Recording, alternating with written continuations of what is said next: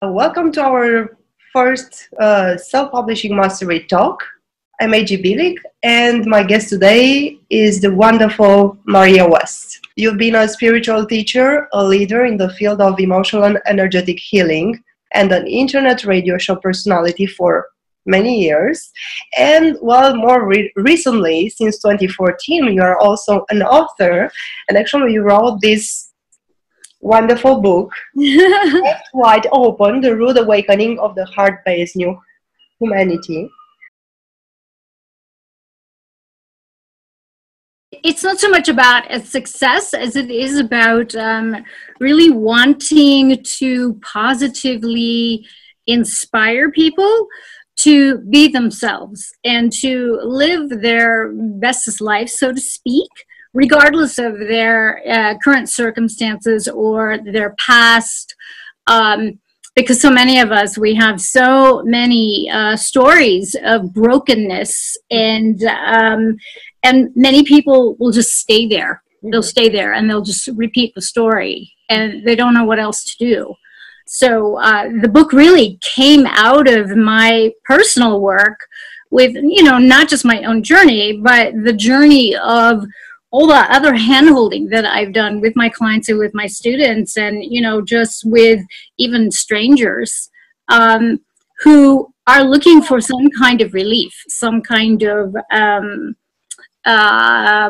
marker that lets them know that they're good and they're okay and they have skills. And, you don't have to be some rock star or movie star or special or, famous or come from some famous name to, be somebody, because we are all somebody. We're all divine. And that's what this book is really, really pointing to.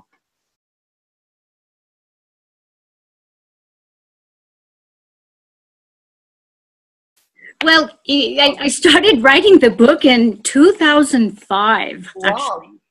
And it took a long time, mostly because, it wasn't so much that it was like the writing part of it wasn't all that hard. But what was hard was that I had to, for all intents and purposes, downset my frequency to go back and recapitulate my own journey, because at that point I had stopped talking about my story of my past and all my traumas and all abuse. So I had to go back and do that, and that was very it was so against really my own practice that that challenge was painful to relive it, actually.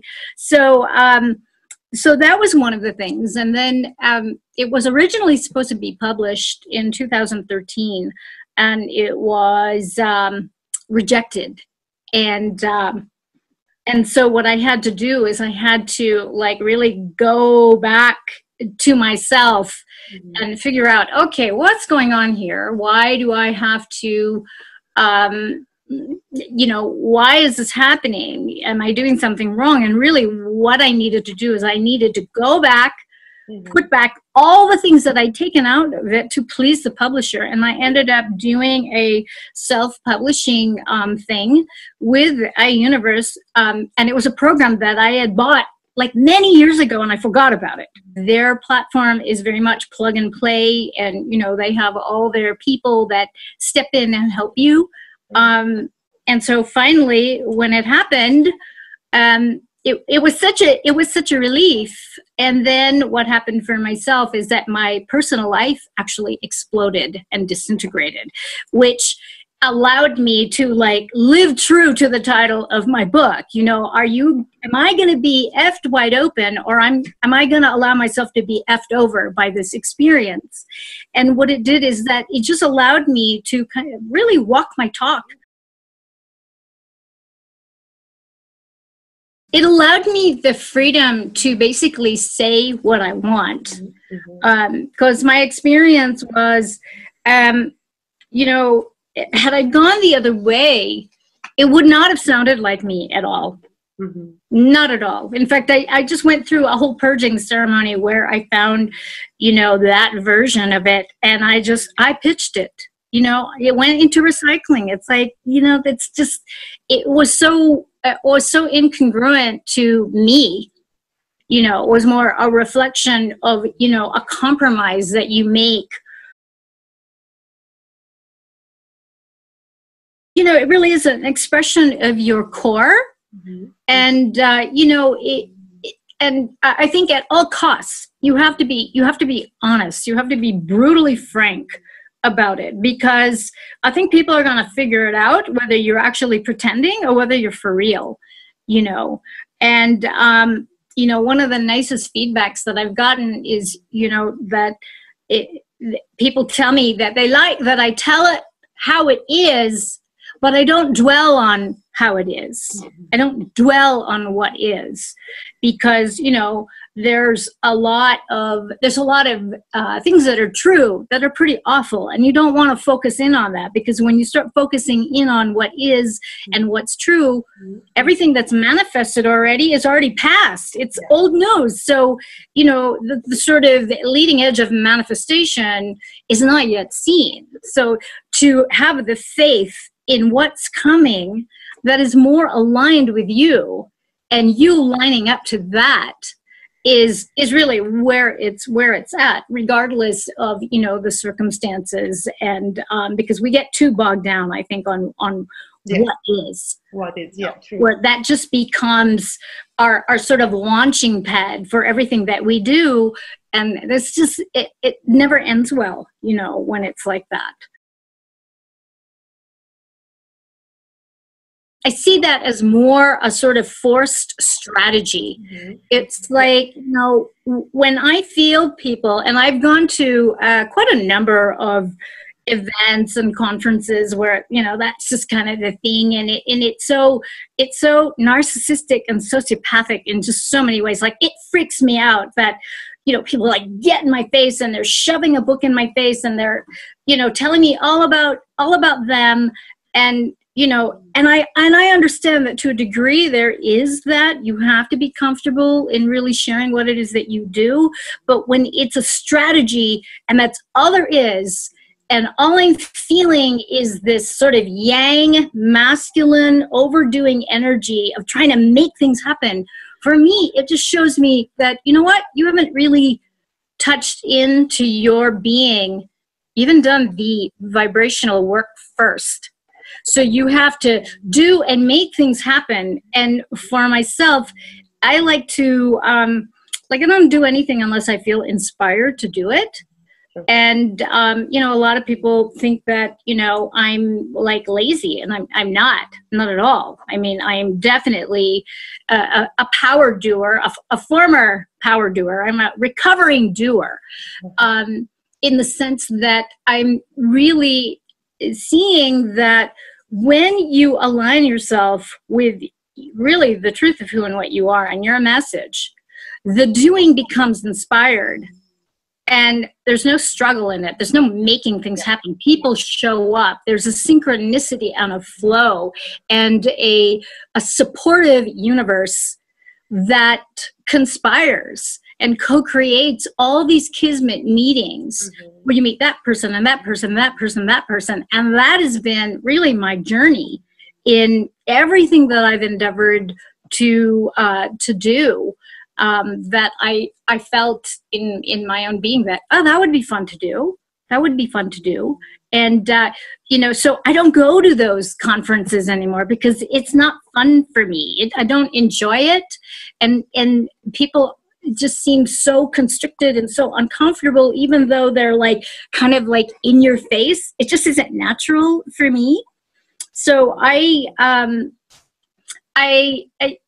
see the value in it, and especially in, I think when you're in a niche where there's there's competition and all that kind of stuff.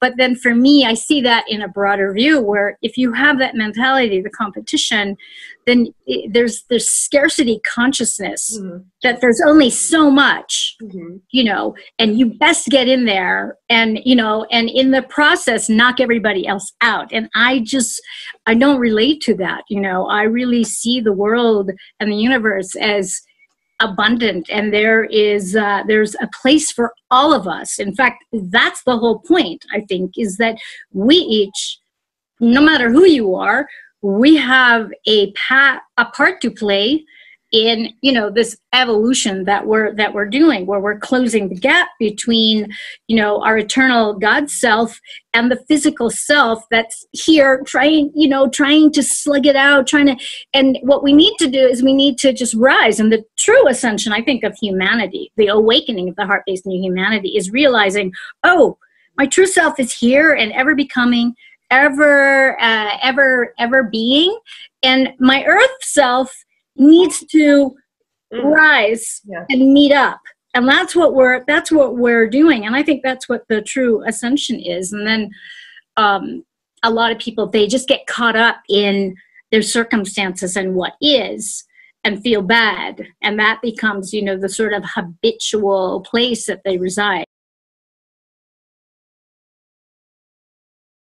I think my biggest challenge is, well, there's two. So my biggest one had to do more about the marketing aspect of it. And because and it dovetails with the second one, because my friends are like, you know, they think you publish a book and, you know, you should be going on tours and on. And little do they know that if you self-publish, independently publish your book, you are in essence responsible for that. Yes. You're responsible for the finances of that. You're responsible. So I made a decision that, okay, I'm doing this and I'm going to be financially responsible for my marketing events, for everything, my advertising, my, you know, there's websites, there's, you know, all the sort of book tours, the book signings, and a lot of people don't realize that a lot of this stuff is pay to play. You know, people don't like give stuff to you, although that is a possibility. You know, if you can align yourself to the frequency of getting picked up by like-minded, like-hearted people who are really, that is their thing, is to pick up an independent author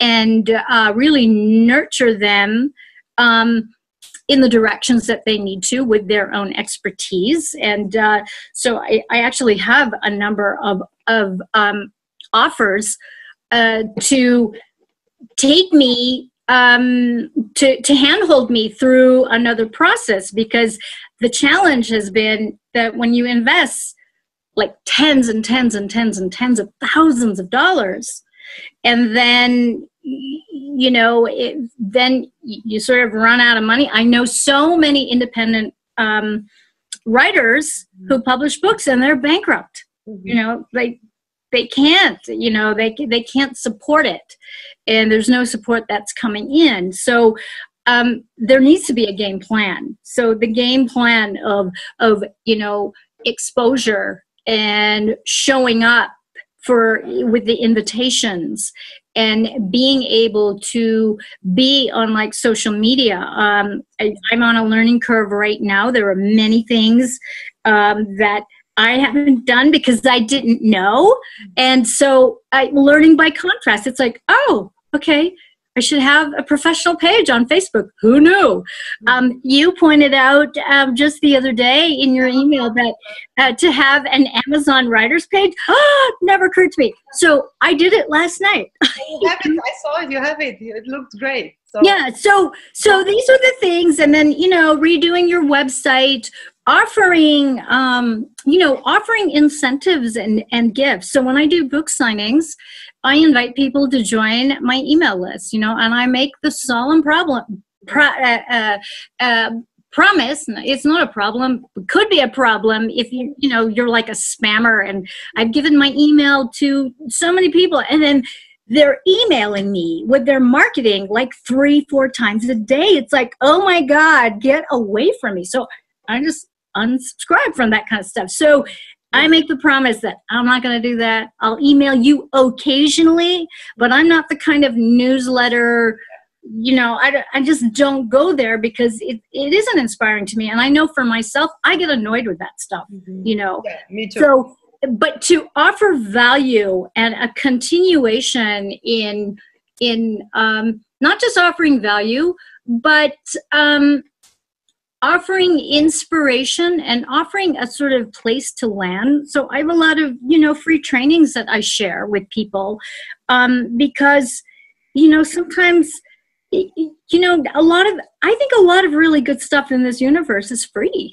frankly, so I like to share like things that I discover, just as tips to like deal with somebody that's annoying you, or dealing with, feeling annoyed. Okay, how do we get out of that one so it doesn't become our, sort of habitual launching pad for everything that we manifest? Because when that's the case, then you just bring more things into your life that are annoying, and that will like go, see, the universe is annoying. So, I'll share kind of, fun stuff like that. And that's important, because people want to connect with you.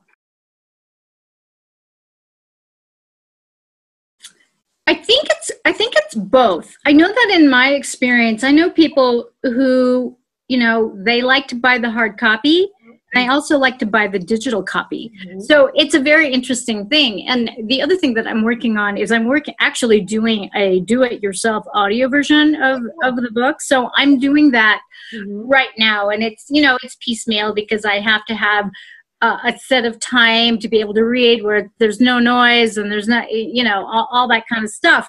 But that's what I found, is that most people who buy the ebook will also buy the paperback. Okay. And actually, I do the same thing too. I'll buy the ebook and the paperback. Oh, yeah, it's good to simply have, because I like to mark up stuff, like all my books. I'm not very nice to them, because they're well worn, and I have notes. I've got highlighters, and I'll have pieces of paper in there. Just because I'm paying attention. I'm paying attention to my own emotional journey with it. And it's part of the fun too, I think. Books are my friends. I met quite a number of people, such as yourself, who are, generous and enthusiastic in really, sharing their own story and their own resources, and inviting me to do an interview, to do a blog post, to do. I met someone at the airport, actually, when I was going back and at LAX, and it was so cute. He was a very handsome man, young man. I saw the picture. Yeah, so you saw the picture on the Facebook, and so he has a friend who reads a book a day, and does these videos on YouTube, and that reviews it. So there's been a follow-up there. And then I met someone who in fact, I have an appointment. We have an appointment for a meeting to talk about possibilities of where to take this next.